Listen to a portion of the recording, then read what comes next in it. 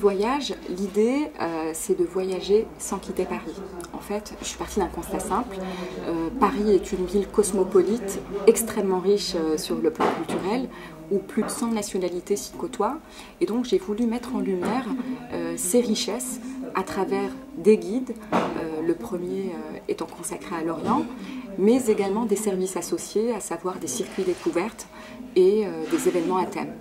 Par exemple, au mois d'octobre dernier, on avait organisé une soirée poésie sur l'Orient dans la littérature française, avec notamment des poèmes de Victor Hugo.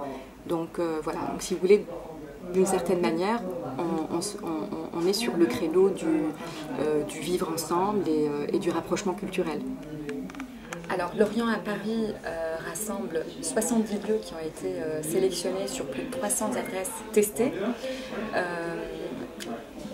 L'Orient désigne ici un périmètre géographique qui va du Maghreb à l'Asie mineure en passant par le Moyen-Orient.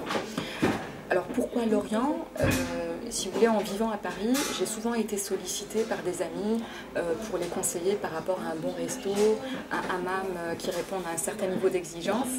Et je me suis rendu compte que sur le marché du guide touristique parisien, il n'y avait pas d'ouvrage qui soit à la fois dédié à cet univers culturel et à la fois sélectif pour n'en proposer que le meilleur. Alors ce guide a pour ambition de révéler le meilleur du monde arabo-oriental, que ce soit dans l'art, la culture, la gastronomie, la mode, le bien-être, aussi pour sortir des clichés et des idées reçues.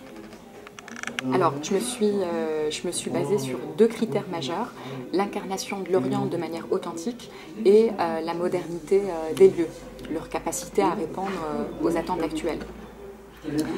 Donc ce sont à la fois des lieux authentiques qui font honneur aux traditions arabes, berbères, orientales et modernes en termes de design, d'innovation, de créativité. Bon, après la touche, si vous voulez, de modernité, elle peut être dans des détails, comme par exemple dans des pâtisseries allégées en sucre.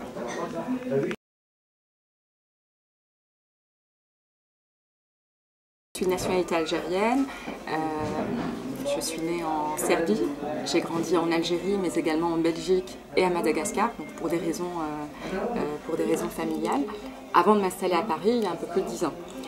Donc si vous voulez, le voyage a toujours fait partie de ma vie, quasiment depuis ma naissance. Et c'est quelque chose que j'ai cultivé par la suite. Je me définis comme quelqu'un de profondément humaniste.